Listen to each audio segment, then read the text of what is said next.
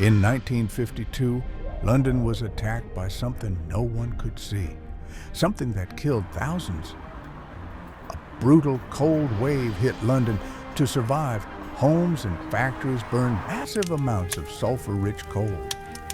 Then the wind stopped. Smoke and fog mixed together, forming a toxic cloud trapped over the city.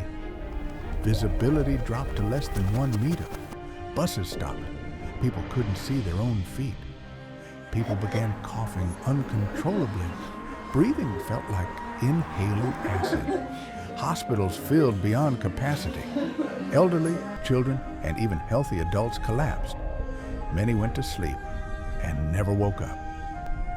Coal smoke mixed with sulfur dioxide, forming sulfuric acid in the air.